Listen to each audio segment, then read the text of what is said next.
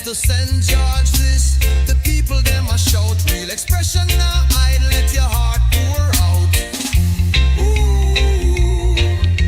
Ooh, microphone to the heavens, the signal strong and clear. Voices of the voiceless, the oppressed, the sincere. Real FM are the vessel, your message fill the air. Speak your truth, Grenada, where your heart air. Real expression, real connection. 91.9 the righteous reflection. From the hills to the harbor, hear the nation sing. Real FM the sound when... Alright, good. I think I fixed it, did I? Yeah, good morning. Maria Marcel, how you doing? I have a wonderful day today, Maria. Nobody's letting me know if I fixed it. I think I did. See, when I don't have it right, they want to kill me. No, I think I fixed it. Vernal says, yeah, it's fixed. Oh, okay, all right. Oh, Maxine, you're listening to it's fixed. Okay, everybody, it's fixed. Okay. Thank you very much. Thank you, ladies and gentlemen.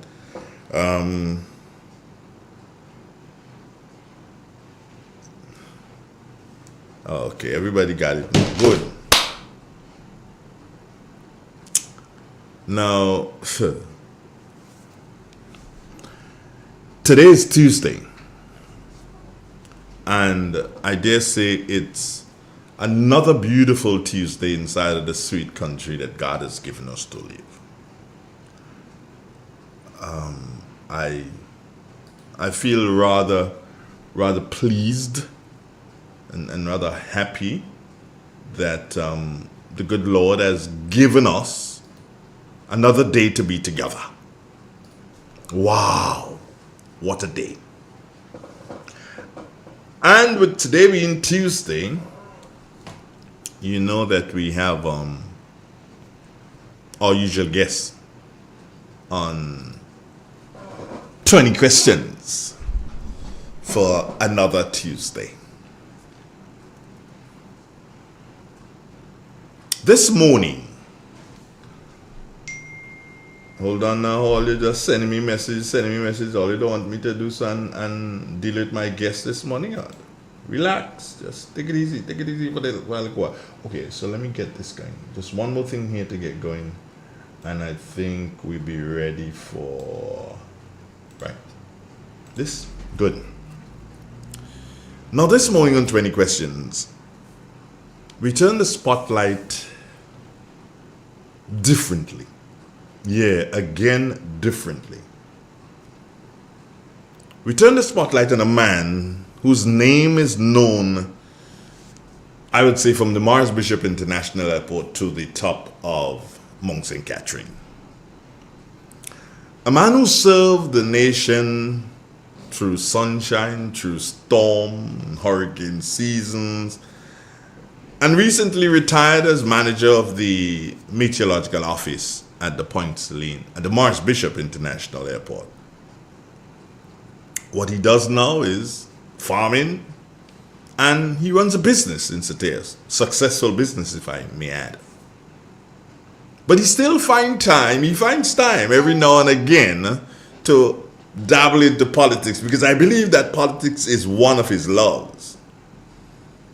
And very jovial, very jovial person he is. Always has a big smile on his face and a bold word to say to many people, not just with his mouth, but with his fingers in social media. Ladies and gentlemen, boys and girls who will be able to listen at this time, I introduce to you Mr. Hubert White, whom I consider to be a national treasure in every sense of the word. Hubert White, good morning. Good morning to you, Andre. And good morning to all the listeners. See, they can take you out of the airport, but they can't take the airport out of you. You know, you still have to do so and dress up like your name is Willard the Alley with all sort of headphones in your mouth and everything, like you're talking to to the pilot of a ship. Well, yeah, I'm piloting this ship, so you're talking to me. Whitey, how you doing, boy? I'm doing fine. Good. Except that the cold is bothering me. Oh, the cold is bothering a bit. Okay, that'll be okay. So let me start with our 20 questions. As I told you, we've got 20 questions. You may have a bit more depending on how quickly we can get through these 20 questions. All right? Good? Ready? Ready? Ready? Right. Ready you are. So let's go back to the early days, White. How did you first get involved in meteorology? Well, I never thought to get in meteorology. My My first love first love was was electrical. electrical. But But one day Mm-hmm. when One day when coming coming from doing from a doing a job, job, my my pastor, pastor, Teacher James James Gordon, Gordon, who was who was involved in involved in meteorology, meteorology, told me they told me are they are looking looking for people to join the for people service. to join the service. And that's where it all started. Do you remember your first day at the Met Office and what it was like? Because your first day at the Met Office would have been at Pearls, correct? No. Oh, no. My first Okay. day at a Met office to actually do the job as a meteorological assistant was in Grantley Adams International Airport. Oh, Grantley Adams. Yeah. Do you remember the first day? Do you remember what it was like? Yes, it What was was it like? it was exciting, and of course, just coming from training, it was on the job training, Mm-hmm. and it was good to work with others who had more experience than me. All right. Now, I spoke of Pearls. You worked at Pearls, didn't you? Yes, I did. How many years did you spend at Pearls? Well, started at PERS 1st September 1983 until it closed in was it 84. So just a little 84. over a year. Just a little over a year. And all the other years, of course, you spent at the Morris Bishop International Airport. I'm a tech, Um, I'm a technical person.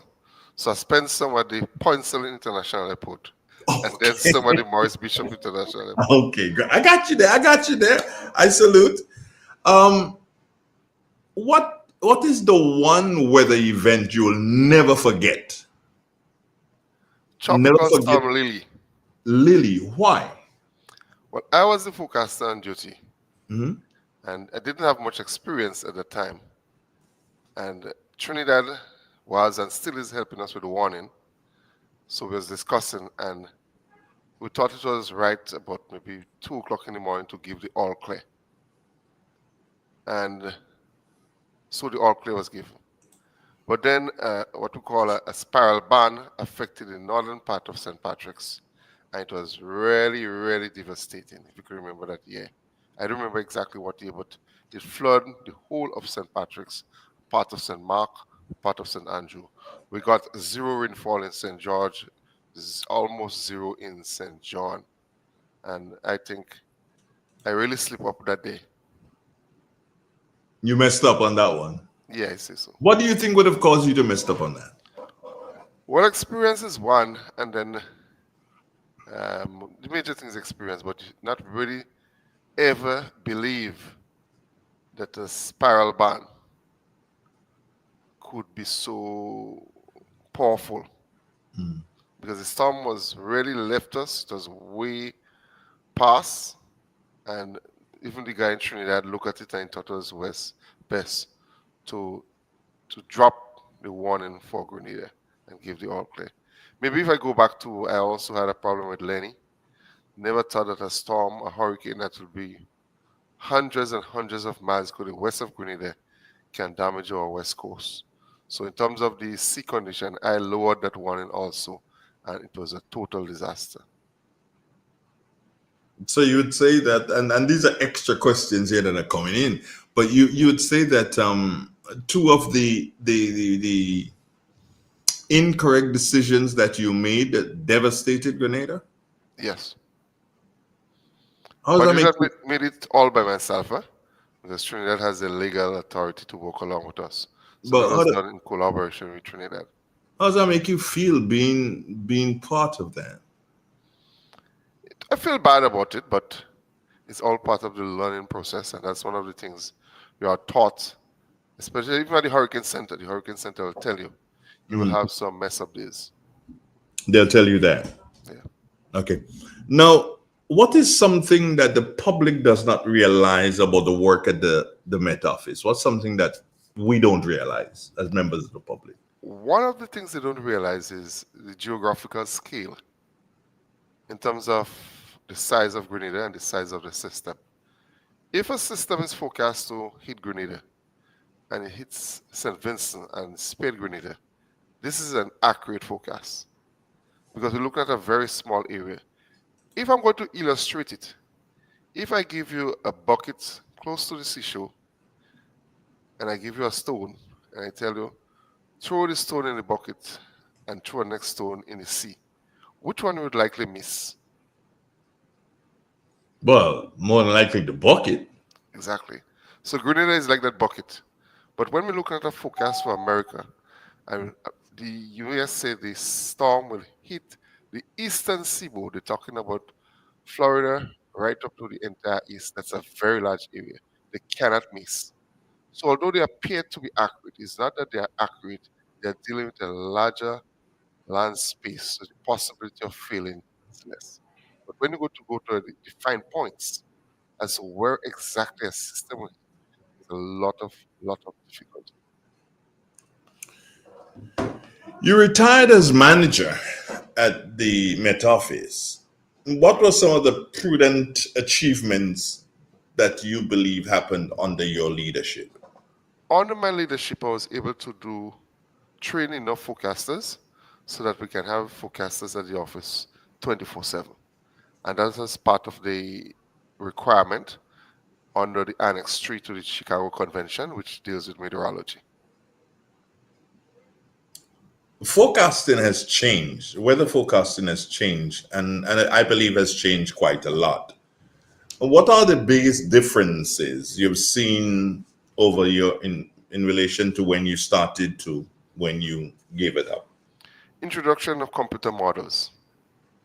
There are computer models that when I left it was just coming in, and now it's more established, and a lot of people depend on computer models. But the guys there, they are much better than me, than I am, or I was, in terms of computer models. Now here's this question. I'm even laughing to myself. After all those years, you spent with climate and you spent in the clouds. What brought you to agriculture? What made you come along to farming? I did not come to agriculture, I come back to agriculture. Okay, Even when I was on the airport in my part time, I always do farming. okay. So you were doing farming. You're saying coming back means that you were doing farming before you went to the Met Office. Yes. And what level would you judge yourself as a farmer on a scale of Well, 1 to 10? it depends on what you're speaking about. In terms of capacity, in terms of size, maybe a scale of 1 to 10, with 10 being the highest, I might judge myself as 2. Okay, But in the terms of ability and knowledge about farming, I think I could put myself about 8. okay, okay, good. Now, tell us about a day you would spend on the farm, and also give us an idea of what you're growing, and how does that keep you connected to the land? Well, the day on the farm will start by I drop off my 2 workers and I give them the instruction. I get back home to do other things like I'm doing now, and then I'll rejoin them about 8, 9. Do an evaluation of what they've done, maybe criticize or critique, I should say, what I did I'm not satisfied with, and outline the work for the next day. But basically, as a retiree, my role in the farm is basically advisory and supervisory. Yeah, but in terms of planting, Andrea, I love to plant staple food because somehow when you look at what is happening in the world, in terms of agriculture, food security is very, very important. And we must draw the line between food security and food nutrition security. For example, tomatoes and lettuce enhance a meal, but you cannot make a complete meal with lettuce. But for example, someone could have vegetables, bananas, yams, sweet potato, and he have some okra and some callaloo in his garden, and some coconut, and he can make a meal out of that. Yeah. So in terms of crisis, I believe your land should feed you. And you would consider yourself to be a crisis farmer. Yes. Patience, patience, patience. Farming, I believe, teaches you patience and contributes a lot to the humility of the person. What's one lesson that you learned from the soil that continues to resonate with you as you go along in life? Well, the lesson I learned, as I said, patience. And in terms of you have get appreciation for nature and for the creator. That one might be controversial because not everybody are religious. But when you think about putting one single pea, and you know pea is a singular of peas, one, and that can grow into a tree, and you can pick several pod, it gives you the realization that there is a higher authority that control the universe. And we, whether we're religious or not, but we should be grateful and respectful for that higher authority, whoever or whatever we perceive it to be. So nature teaches me that. You arrive now at question 11, and that's not that you're not doing bad at all. We've gotten to 3 minutes after 8 o'clock. You're doing pretty okay here. And question 11 is simply this: what advice would you give to young Grenadians who want to work hard and build something of their own? What advice is Hubert going to give to them? One, you should know what you want. You should have an aim. You should have an objective. And when you start working, you should prioritize. And one of the things we have to give priority to is savings. For example, if you're working, you just start working and you don't need a car. It doesn't make sense buying a car. Maybe your first purchase should be a piece of land if your parents does not own any land. And even though your parents own land, doesn't belong to you. Because the value of land goes up. And as my good friend would say, it's only when you own land, you're a shareholder in your country. Where the country is made up of land. That's what Grenada is, a piece of rock. And you should own a piece of that rock. Added to that, too, you should try to save money in terms of insurance policy, although we had some disappointment with that. Many of us try to save too much in terms of bank accounts, savings. You should have a savings, but we should try to save some money. Insurance, I know Robert would like to hear me saying that. And also, if there is any companies that is selling our shares, you can try your luck in that area. And also, in terms of your job, if it's a job you want to spend a lifetime in it, elevate yourself, prepare yourself to go forward. Look at the chair higher than you. Do not satisfy to be at the low level. People say that Hubert White is jovial. Is that true? Of course I am. Oh, so give us a joke. You. you, Give us another joke then. Give us another joke. I have so much I don't know sometimes. I can give you a joke just like the one you just gave me. Yeah. Ask me for a joke. Yes, Andrew, give us a joke. Kenny Lal Singh. And you, and me, so we have three jokes when we get together. When's the last time you saw him though? I talked to him this morning. Oh, you spoke to him this But morning. I sent him a message because something was happening in the area, which I think he should know of. And Speaking of something happening in the area, I got news that there's some demolition that took place in Sauteurs this morning. That is what I spoke to him about. That is what you spoke to him about. Yeah. What do you think of that though? That's not included in my 20 questions. What do you think of that? And to let folks know, I was told early this morning, that some demolition was taking place. The block that has been synonymous with Low Town, that's opposite the Joint Bar, that block was dismantled this morning. Am I correct, Eva? That's what I got. Yes, partially. Partially Not dismantled. dismantling because the gentleman is giving him a warning. He asked them to dismantle it and they refused. So he started it himself. What's with that? What do you know about that? Well, I know from early days when the bus terminus was being developed, Mr. Larson told me that land belonged to one gentleman called John Smith, a businessman from Hermitage. And he was trying to get the government to acquire it. And from speaking to him, apparently that process did not take place. So the land is still owned by John Smith, although the people who occupy believe it's owned by government. But the gentleman who do the demolitions, he has a list from John Smith. He wants to do a vegetable market there, his own vegetable market. And he need his Oh, property because he has a lease. wow. That's like a, I don't know how to describe that to the low town. I mean, lease, the gentleman having a lease and wanting to bring a business, yes, that's going to bring people into the thing, and well, he can make money from and to be able to handle himself. It's just that the hang, it was a hangout spot for more than 20 years. Yes, it was. Wow, interesting. Let's get back to 20 questions. This is Real 91.9, 91.5 www.therealfmgrenada.com. Speaking with Hubert White this morning. Hubert, of course, the last retired manager from the Morris Bishop International Airport Meteorological Office, and young still, and still doing his agriculture. Let's talk politics, Hubert. Would you like that?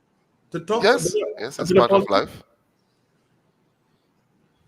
You seem to have a love for politics based on knowing you. When did you develop that love for politics? Well, not just politics, I have a love for current affairs. Uh-huh. And I think in terms of current affairs, it is influenced by the political climate.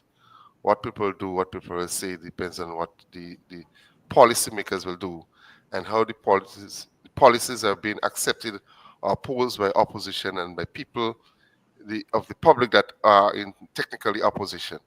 So it envelopes everything in terms of current affairs. What's one political moment in Grenada's history that you believe every young person should know about? Well, the revolution, people should know about the revolution. Get some knowledge of it, read about it. And because I'm what people saying, for example, Maurice Bishop was such a great prime minister, and Winston White was his best friend, and Winston White was part of his cabinet. Come on, people don't even read. Winston White was in prison, Kenny was in prison. We should know why. There are plus and minus about the revolution, and people should know why. People should know why the revolution came and why it ended that way. And I believe it should be taught in school, and not in terms of opinion, but exactly what happened. The government was overthrown. It lasted for how much years? There was a quarrel and whatever. They should give a name of who was put in prison, who was in prison without a trial, who died, everything. It's information and it's our history. And I think we should learn more about it. Okay, somebody here wanting to know on the live here, is John Smith a Grenadian or a CBI? A Grenadian belongs to Hermitage. He was a businessman, wholesale retail shop in Hermitage. I think he is now domiciled in St. George. Oh, I honestly, when you said that the person had a lease from him, I was like taken aback, Whitey, because I thought that Smith had left us a long time ago. No, he's still around. He's still around. Okay, good. Now, my other question is that if you had a chance to sit down and chat with any Grenadian leader, past or present, who would it be? And what would you be asking that person? What advice would you be giving to that person? Well, I would like to have a chat with the longest serving Prime Minister, so the longest, Dr. Mitchell. And some of the things I would ask him, for example, in terms of what future he had for our infrastructure. Because we noticed he repaired airports, stadium, cruise ship facility. But our road infrastructure is not the worst, but it's definitely not up to international standard. And maybe he had plans for it. I would have liked to ask him what plans he had for it and how we was going to do it and what time frame he had in mind. And since government is a continuum, then encourage the incoming parties or incoming government to continue from what he perceived to be a good idea. When you speak of roads, you're speaking of roads throughout the island, correct? Throughout the island. Yeah, because I know that just before the NNP lost the election, there was talk of undoings about that project to do the roads from, is it National Stadium to the St. Mark Secondary School area? Yes, that was. There was that was in motion. I don't know what has happened in relation to this government. But let's move along here. And How would you rate Grenada's present political climate? And would you say that we are heading in the right direction? And based on whichever direction, whether we head in the right or the wrong direction, what would you say has accounted for that? Well, the positive about the political climate is that democracy is alive. In other words, people are criticizing the government. And I love when people criticize the government respectfully and they're saying what they feel and what should be. And they're pointing out areas that is not keeping with the constitution, maybe, or with the norms of governance. For example, last night I heard on a program that people who are not members of the cabinet sits in cabinet meeting, which is totally wrong. The last time I knew that happened was during the PRG. The ambassador of Cuba to Grenada sat within all the meeting, including the meeting of the Central Committee. And the guys just be mad about that. And most times when decisions are made, next meeting the decisions are overturned because of advice from Cuba. And I could tell you, if you speak to any of the old heads who have been members of the Central Committee, that's one of the problems they had. And Morris never tried to correct it. A cabinet is a serious, serious body. A cabinet is the government. And also, one of the problems we have, what is discussed in the cabinet that should be made public knowledge is not made public knowledge because it is said that information is on a need to know. And one of the things which we know, if credible information is not given, people come to the conclusion, and sometimes it's the wrong conclusion. You take, for example, housing in St. Patrick's. I made an honest post that the housing Build Back Better has stopped. Of course, I did not see all. Somebody told me there was something going on. But those that I see every day, there's nothing going on there. And we know we are in another hurricane season. And we could have problems. But why not tell the public? Is it a cash flow? Is it a labor concern? Is it because of lack of material? So when you give the public credible information, people like me would not go and post information and then people tell me I'm wrong. You have to inform the people as you go by. And maybe that's one of the strong points maybe of the PRG. I remember, for example, when PRG did the mini stadium for netball competition in Tanzania, they put up a billboard. Minimum netball stadium constructed by the government, funded by the government of Grenada, the PRG, at the cost of so, who are the engineers and who are doing it, etc. And we need to be more informed of what government is doing. Because government will be doing a whole lot of good. But if they don't inform us, we can come to our conclusion and say they are not doing anything.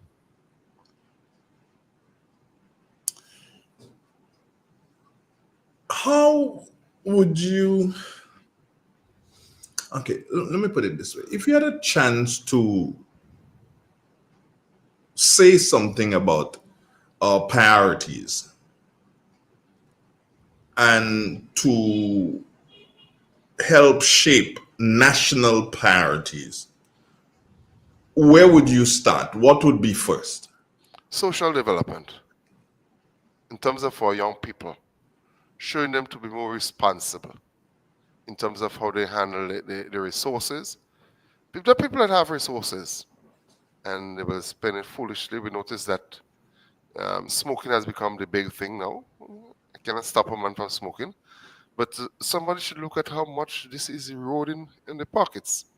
And then they find out 2-3 years from now they have nothing. Like a guy told me, he wanted me to build a boat for him. And he was smoking his cigarette and he had this big pack of cigarette. I say, you have the boat, but you're smoking it. I don't smoke. And if I save money by not smoking, don't expect me to spend it on you. Save your money. And this is one of the problems. As a result, people always believe somebody else is doing better. To do good, you have to go to New York. And that is why sometimes I would like to, for example, my good friend Kenny Lansing, who stayed in Grenada and developed a business, I always tell him it's time that he write his memoir. So it would be an example, a beacon or a guide to our young people. because the young people need direction. When the government is speaking about developing the young people, it's not just basketball court and playing field. We need to get into them. The government must have a vision, and the government must find a way to instill the vision into the minds of people, particularly the young people, because the young people are the world or the Grenada of tomorrow. And if we have a poor set of young people, look what we'll have a poor Grenada. Politics today. Some say that politics today is really, really bitter. Do you agree? And if so, why do you agree? It's not really bitter, but people don't understand politics. People see politics as a competition. It's like Westerners playing Australia. And if we notice if somebody support a particular party, they're afraid to condemn something about the party. Recently, I post something, and people look at it politically, but it's general. I said, there is none so blind as he who refused to see. For example, there is what is trending now is the accusation that was set against Minister Williams, and some people say, "Oh, the man could never do that." And if you do it, what wrong? The party before did it, but that is why they vote on the party before. Every party should do better than the others. So, incoming party, a present party, should look at the negative things the previous party did or appear to have done and steer away from it. It is not like my time now to do something wrong. And that is why I say Grenadians don't really understand politics. And that is why I would never get, maybe I jump in the gun ahead, I would not get involved in frontline politics. You sort of shotgun my next question, but I'm gonna ask I'm gonna ask it anyway. Have you ever been tempted to? No, Never? Never, never, never? never. I keep teasing the public about it. But I don't like the behavior of the people. Will you ever do it if you've given the chance, Whitey? No. If they said to you, you are going to win the St. Patrick West seat if you run, if everybody says, yes, White, if you do run, we are all going to vote for you and you're going to win that seat and win it handsomely, better than anybody before, would you do it? No. The part I would like to play, if I get the role for the senator responsible for agriculture, that's the part I would like to play. But instead of contesting for a seat, then you become owned by the people. Imagine a guy told me once, when the steel guy was representing the South, how he cannot support steel, still driving with an air-conditioned car. I said, who doesn't own a car with air-conditioned? Still own cars with air-conditioned long before politics. So then I get into frontline politics, I win a seat, and the guys tell me, I cannot drive my car with my glass up. Now, come on. We are too petty and we doesn't understand the role of a politician or particularly the role of a parliamentary representative. So you would accept a role as Senator for Agriculture? Yes, I will. That's interesting. I want that position too. You're not think it's saying? vacant. I think it's vacant. Of course it is. Of course it is. There's nobody there. Don't let PJ hear that. Eh? No. There's nobody there.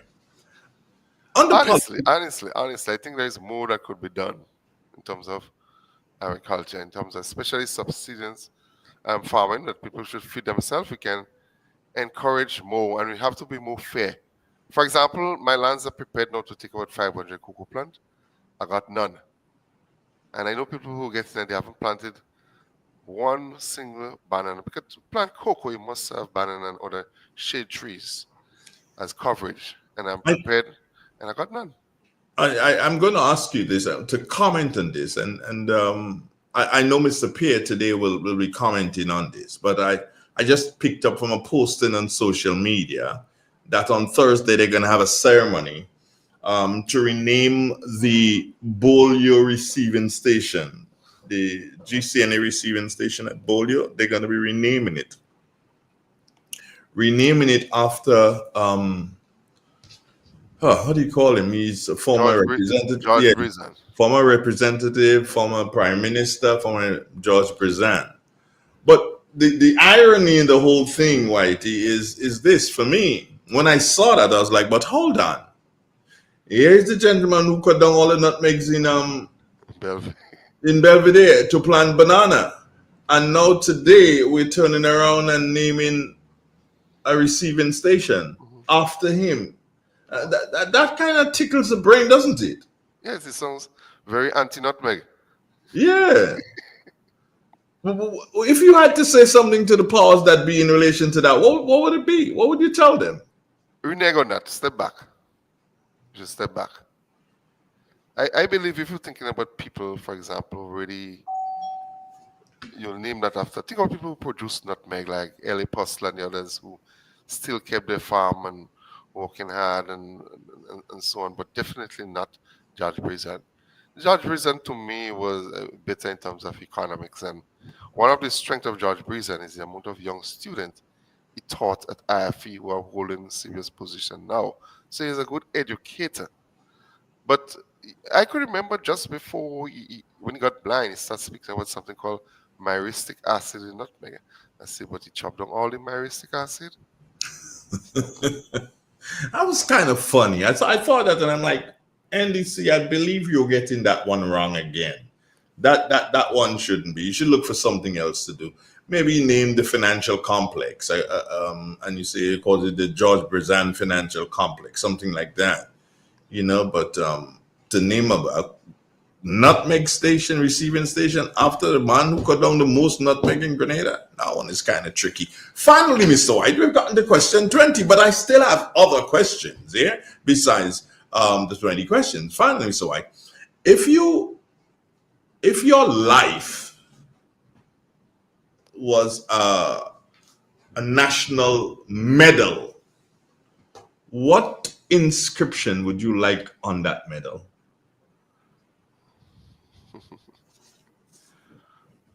Plant more food. Interesting. Why? Plant more food. Why? Well, It's yeah, we need basic food. for survival. Uh-huh. And I believe this world, with what is happening, this world will head into crisis. And if there is a crisis, don't ask Guyana to send rice to you. Guyana will feed the population first. So we have to think about, and we do have food, but Andrew, we don't have food security. What is the shelf life of breadfruit? What is the shelf life of blogger? What is the shelf life of plantain? So we need to do the second hand, move from corn to corn flour, cassava flour, things that can be stored and store a lot in our underground, dashing production. And we can do this in a way that we can drop prices. Imagine Tanya is $8 a pound. Mhm. Come on. Yams ain't too far behind. Yams are too far behind. So we should have some serious commercial or medium to large scale production of our staples. Our staples would have it. The ocean is there, we're going to get fish. Another thing that I think should be done, since that we have so much staples now, we should encourage our homes or families, especially in the rural area, to grow at least 25 broiler chicks for the home use. So they will not have to run to the shop every day to eat a meal. And strange enough, Andrew, when I get back to the social, get into the minds of the people, that project started after Ivan. The government gave people a broiler chick, many of them that can hold 25 broilers and the chicks and some Mm. feed. To their password, they have them and they have a dog in it. So I said, how much a pound for the dog meat? The cages are built in Newlo and some of the places. I think the lady in Grand Coda, she died now, had a large say in that project. Judy Williams? Yes, and we have, because years ago, everybody had a chicken for Sunday from the Mhm. yard. But Mhm. we don't, Mhm. people want to eat the yard full again. So you have a cage, put it in a cage. And you doesn't always have to buy the broiler food, but you Mhm. can also have your local food, your stale bread, your Whatever rice you have remained from your kitchen, you can feed the chicks on that. And you have good meat, Coconuts are still available. of You can pick them course. up. It's expensive. Yeah, it is. More expensive than broiler feed. Why? Let me take off the gloves a bit. What advice would you give to the opposition, present opposition, for what you believe would have been the biggest mistake that they made or they have made? Well, I don't think the opposition has really made a mistake. But the opposition has been affected by the leadership situation, whereby one guy opted out, and then of course he will take some of the support with him.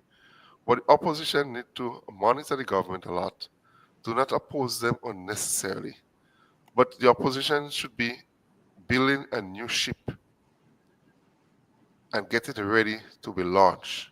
In other words, they should be tightening up the party structure, getting all the candidates or caretakers in place for the word go.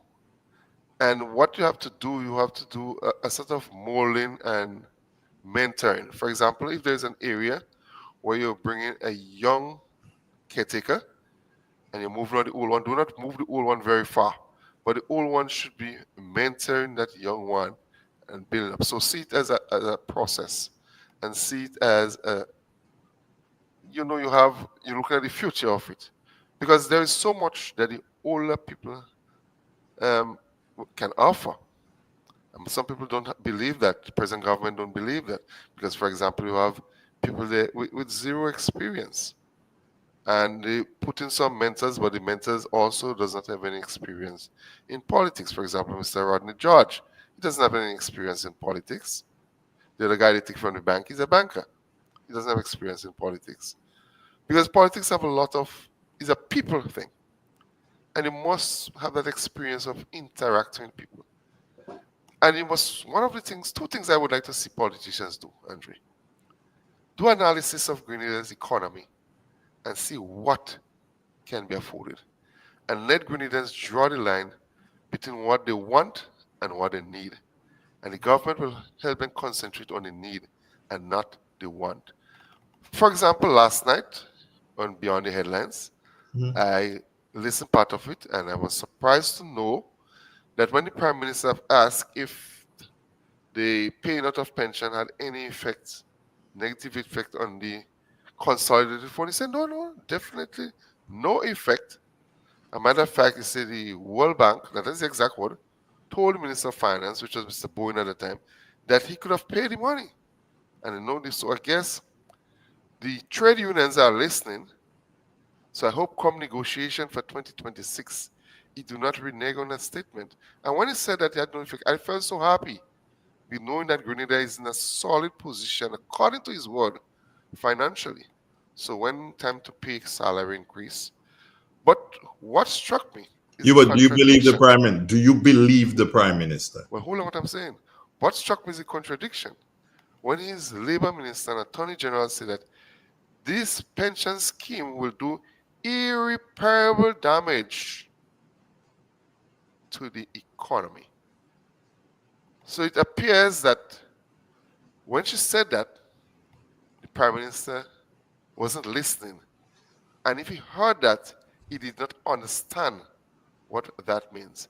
And it appears that the prime minister is far removed from the Ministry of Finance. That's all I could say. All right, here's another question. We've seen in recent weeks, we've heard in recent weeks, one Jenny Simon. I don't know if you follow her, but Sometimes. I follow her, and she has in recent weeks and turning into months now been saying that, excuse me, Minister Andy Williams, she's been pointing to him directly and says, you have accepted a bribe of $115,000. And she's relentless. And she has promised that, hey, not a week will go by without me reminding folks of that on my podcast. What do you think of that statement, and how believable is it? Well, to me, it seems very, very positive for someone to make that claim.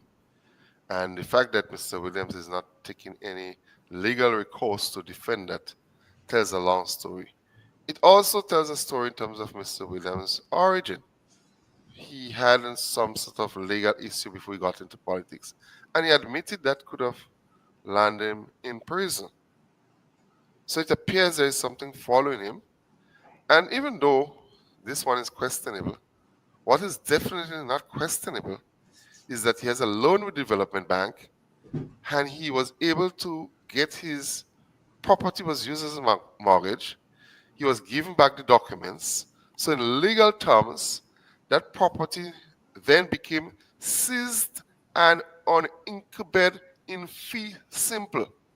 As a result of that, he was able to dispose it to get cash for it.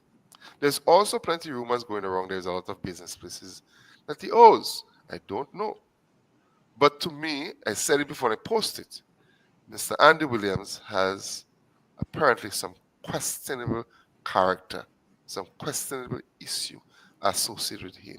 So if he is innocent of that, he should be jumping rapidly to defend that and proving that Miss Simon is wrong. But he's not doing that. So he leaves the public to conclude otherwise. There's also another thing about one Mr. Bishop, I think, who's been painted in very, very dark paint about The, his dealings in the CBI, and also that gentleman is supposed to be a very good friend of the Prime Minister. What does that do to our Prime Minister? well, normally we heard this saying that birds all assemble resemble, and birds of one feather flock together. But the late Evans John used to put it that way: birds of similar plumage amalgamate. You know, Purposely was a man of word. But Yes, it's yes, very, very, yes. it's very, very strange. For example, Andy Williams was not vetted by the party, referring to the NDC. The Prime Minister handpicked him, and he's the Prime Minister's right hand. And he's acted, I mean, he has been Prime Minister more times collectively than the Prime Minister. So he's the de facto Prime Minister of Grenada. And the Prime Minister hasn't come out as yet to say anything about the situation. Do you So the think he whole, should? Should he? he should, Why? because you have to claim himself too. All assemble resemble, Birds of similar plumage amalgamate. amalgamate. Yeah. Okay. What do you think is next?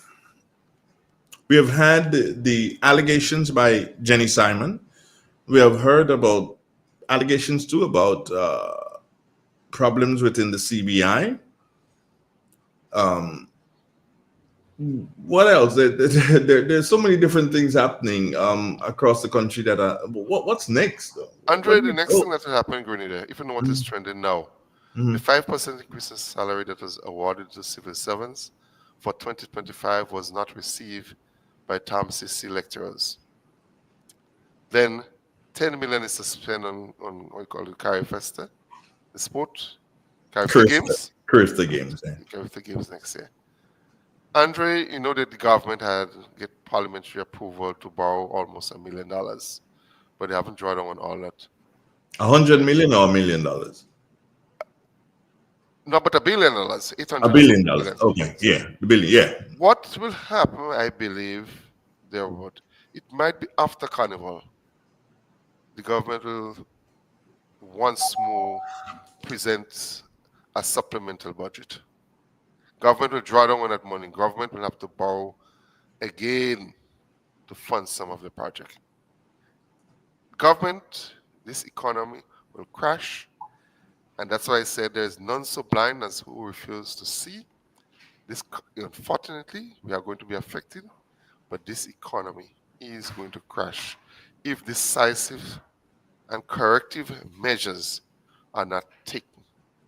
or else the government may have to resort to lowering the income tax level, maybe to about $2,000 to $2,500, and they'll have a very good fight with the union. I will tell you.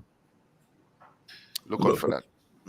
okay, but based on you saying that, is it from a single business perspective, or have you spoken to other business people and they share the same view as you do?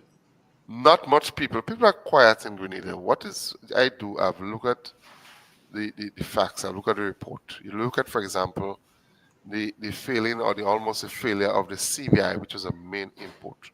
And there was one by the IMF about using the passport sale as a main source of income.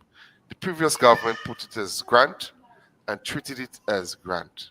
If it comes, it comes. If it doesn't come, it doesn't come. But having it as a main source of income and budgeting heavily on it is like tying a cow on a cloud. The cloud will not stay, it will move. And then when you look at what is happening in the United States, in terms of more pressure is being put, and then you will have a lot of scoundrel from the Middle East will look for passport to get into the US. The US put pressure. Right now, the US put pressure on terms of direct remittance. Remittance will be a problem. Remittance will be low. And then you also put pressure on people with green card traveling. So we'll see less visitors for Carnival because of that. People are afraid to come home. And let's face it, you know that for yourself, you're a New Yorker. When these guys come to Grenada, the shops make money. Everybody make money.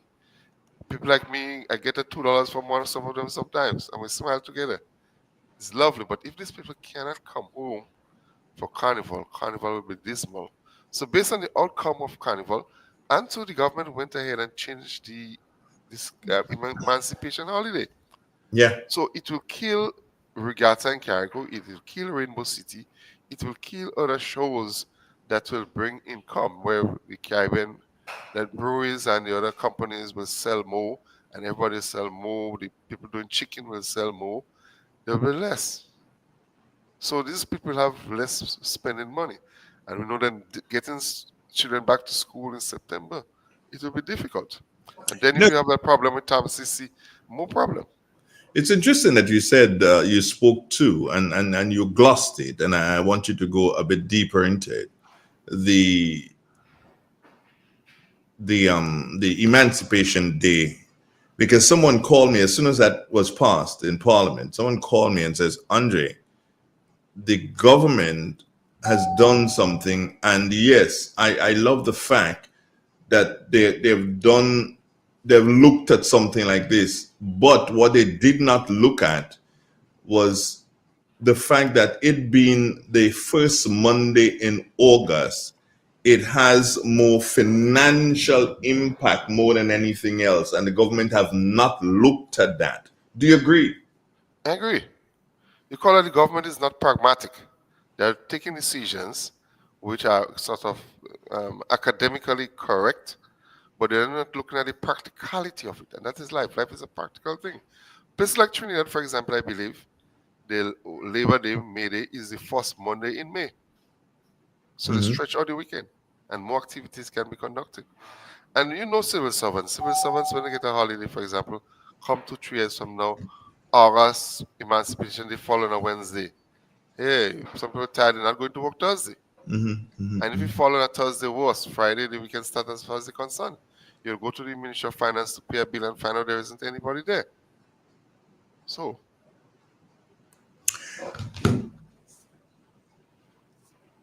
Sauteurs, that's my final question for you this morning.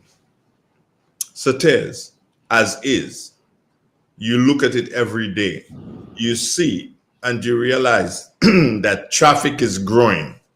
And you also realize, hey, the streets are indeed a bit of a bother. What would you do to Sauteurs? well, anywhere these streets can be expanded, it should be expanded. And where new roads can be constructed, it should be constructed. And it should be taken up in a very scientific way. It's not just you're saying you're doing a bypass road and start laying down some blocks. No. You have to do your survey, a quantitative survey, or your environmental impact assessment. You have to ensure you have the properties to put the road, and the properties can hold the type of road. You need to do your soil test. It is not a garden track you're building. Because remember, when you look at Sauteurs, if you do a bypass road, for example, the value of the lands there will improve, and then people will be building houses, and concrete mixers will come and cast to drop the concrete.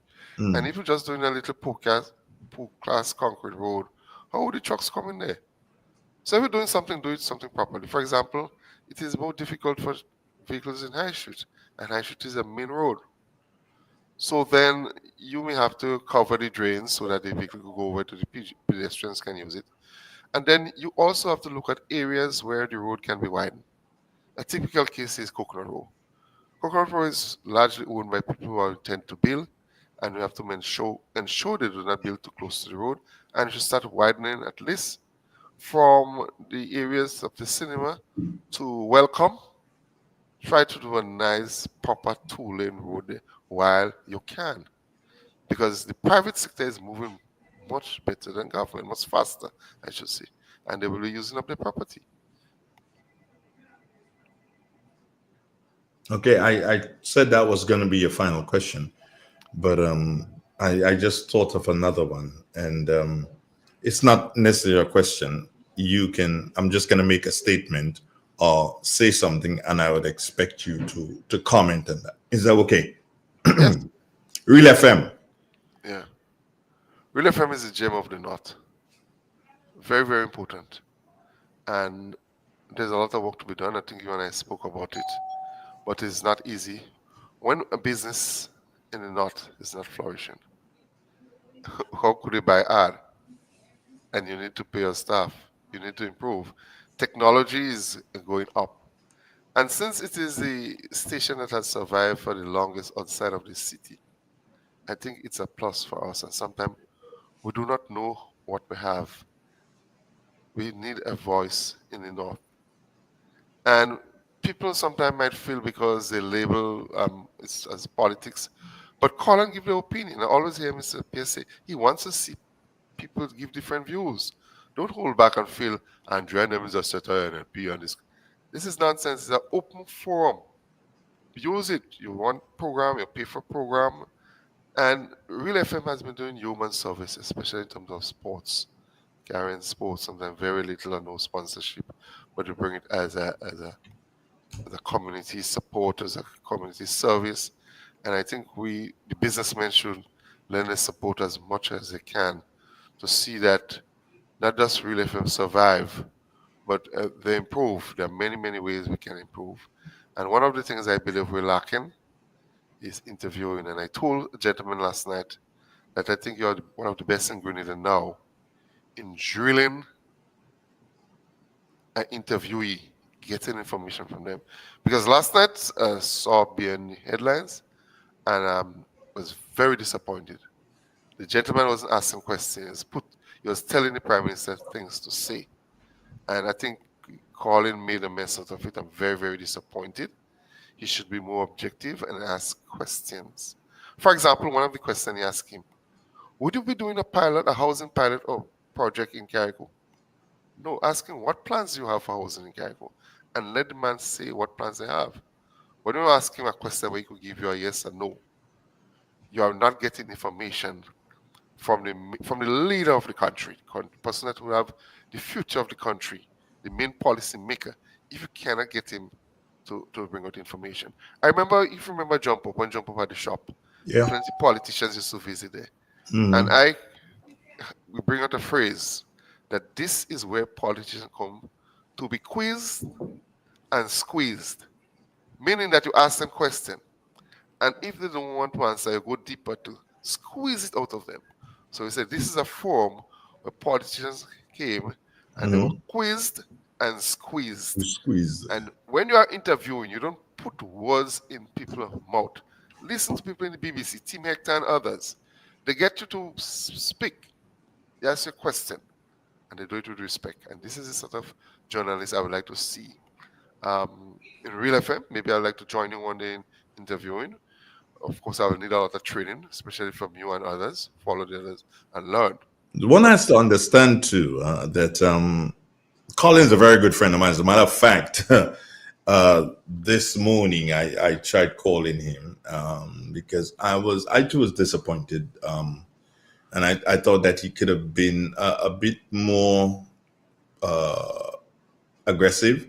There are a lot of questions that jumped out, of the television at me, and I'm like, "Yo, Colin, ask him this, Colin." He just opened the door to answer that question, and it wasn't. So I was just gonna have a little word, but we have to understand. Colin is a very intelligent young man. I know him personally, and I've hung out with him, around carnival times, and so many times. We're cool like that. However, Colin is not a broadcaster. He's just a host of a program. So we can't kill him too much, because when that opportunity presents itself, if you're not taught how to spot it, then it's just gonna go by like nothing went by. And that is probably what happened to him last night.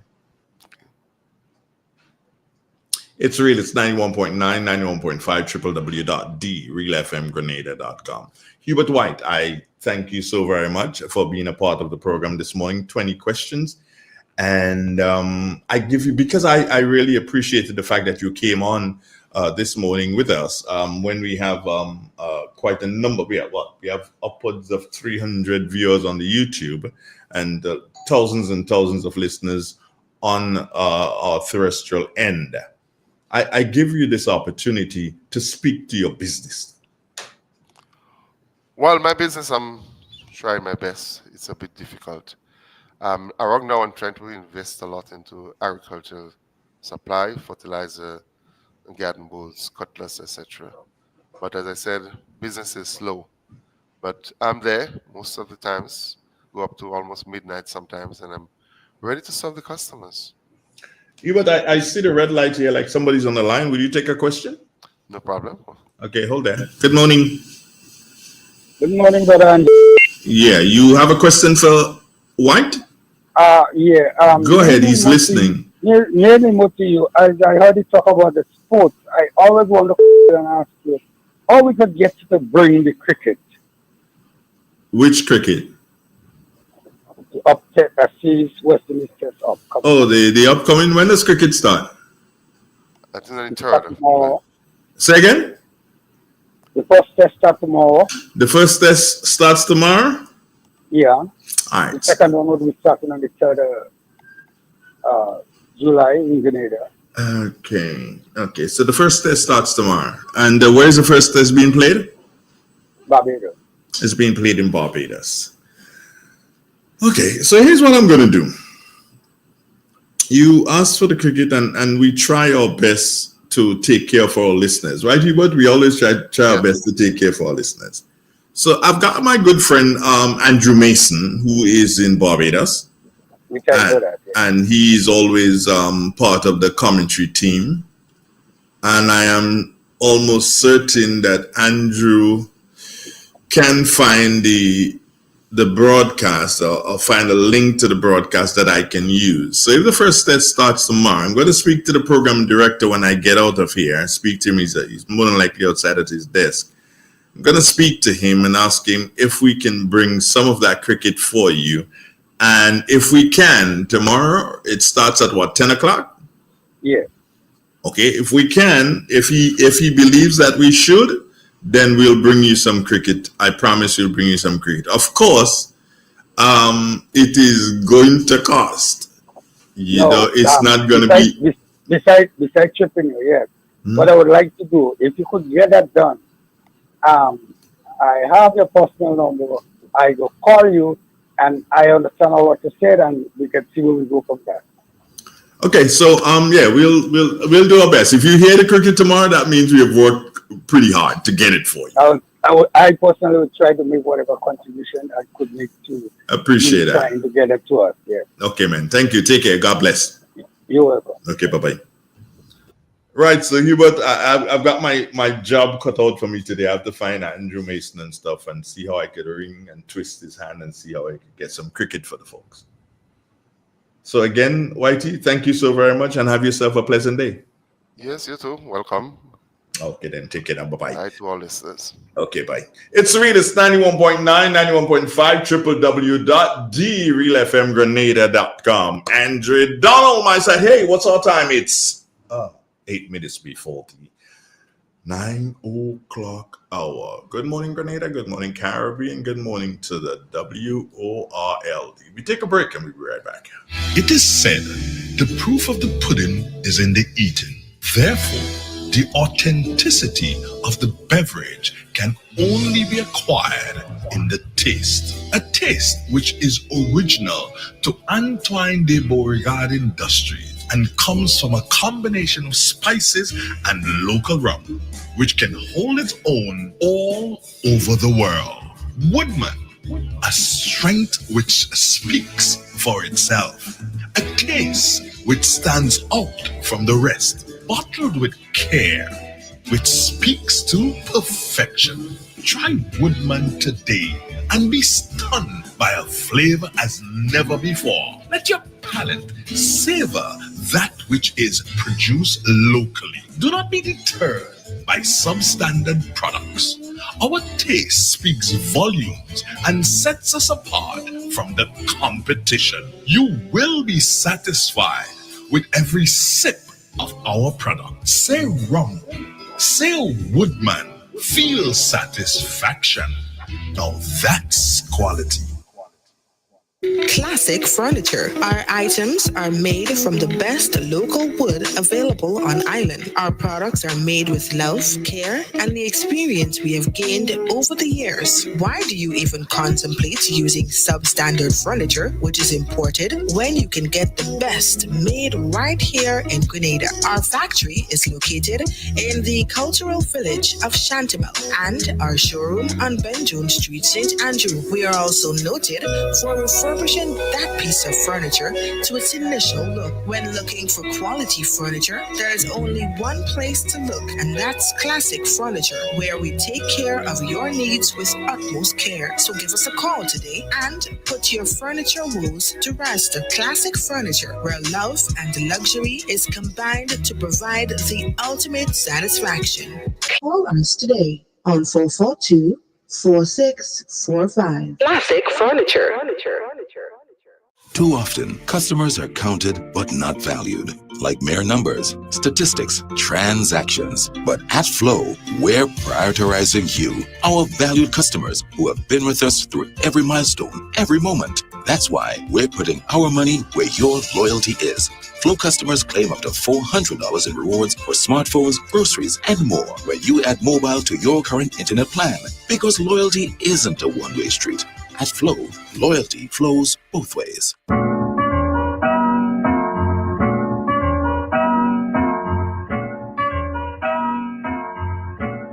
Attention farmers. The Grenada Cocoa Association invites all registered cocoa farmers to attend important area meetings. The meetings will be held at the following dates and places. In St. David, Monday 23rd June 2025 at the Bellevue Community Center at 3 p.m. In St. Andrew on Tuesday 24th June 2025 at the GCNA Grenville Nutmeg Pool from 3 p.m. St. Patrick's is your turn on Wednesday 25th June 2025 at the GCNA Morley Receiving Station from 3 p.m. Not forgetting St. Mark's on Thursday 26th June 2025 at GCNA Victoria Receiving Station at 3 p.m. St. John's would be followed on Monday, June 30th, 2025 at the St. John's Anglican Pastoral Center at 3 p.m. and St. George on Tuesday, 1st July 2025 at Spice Basket from 3 p.m. Remember, only registered cocoa farmers are eligible to attend. Please bring your farmer identification with you to the meeting. Come out, get informed, and have your voices heard. Remember, only registered cocoa farmers are eligible to attend.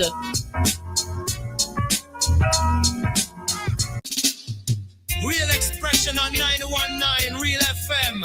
On filter truth, cultural pride, and the power of radio to amplify voices in Grenada. It's real, it's 91. Good morning. Good morning, Mr. Andre Donald. Yeah, Cliff. I must congratulate you and congratulate I get 100 now? No, but you're near to it. You're very, very near to it. And the gentleman got 100. So you give him and you ain't give me, Cliff? Yeah, he got 100. Good fire. You know part of what make you laugh? What? The gentleman said the same thing as I said. What? Concerning the Prime Minister and the questions. When I told you that it was pump. You Okay. see the same thing. Almost the same thing is being said. So I was not wrong. Okay. Pumping the Prime Minister when he has to speak too much. Okay. The Prime Minister must be able to speak on his own and not guide him to speak. And I must tell you that I actually heard part of the Mr. Jonathan speech last night. I heard a little bit of it on Mr. Scott, and I heard a little bit in the news. And he said almost the same thing I'm saying again. The Prime Minister and Mr. Jonathan, two of them is at fault. The Prime Minister did not judge a case properly, based on what we're hearing from Mr. Jonathan. Because the Prime Minister asked Mr. Jonathan while he was in the meeting there, he's telling me I started feeling uneasy. If he has something to say. Cliff. After you call the man and fire him, you call the cabinet and you fire the man in the cabinet. You asking the man if he has something to say. Cliff. Yeah. What's your time, yeah? I gotta run. Because I got some things that I need to do. No, but the imbecile thing. Tomorrow is Wednesday, brethren. Tomorrow's Political Wednesday. We'll have some time to chat. Call earlier. Okay. All right? One love. Good. It's real. It's 91.9, 91.5. www.realfmgrenada.com. Hey, friends. It was indeed a joy being with you for yet another morning. Goodbye. God bless you. Take care. And if no one else in the world loves you, God does. I'm out of here. Truth selector, let the people speak. 91.9 no week. Triple N. Informative, entertaining, and first. Every hour on the hour. Welcome to the latest news update as produced by Triple N. We'll have the details when I return. In an industry where customers expect quality, M&N Hardware Limited is a leader in locally manufactured aluminum windows, doors, roofing, and guttering. Our manufacturing division is efficient, flexible, and will always go the extra mile to surpass customer expectations. If you need security, sash, casement, or projected windows, we're able to do it. Our security and heavy-duty doors are state-of-the-art and can be customized specifically for you. Using innovative coating technologies and protective film, our roofing and guttering is weather-resistant, providing outstanding color retention for many years. Available in 24 and 26 gauge and a variety of color options. We are the leading company, a family that is proving to customers they can have their dream products. M&N Hardware Limited. Foundation to roof, let's build together. Hello and welcome back locally. Over $1 million paid by the government of Grenada in insurance premiums for the Grenada Cooperative Nutmeg Association and the Grenada Cocoa Association for the 2025 hurricane season. The payment was made to the Regional Crop Insurance Company Corp EFF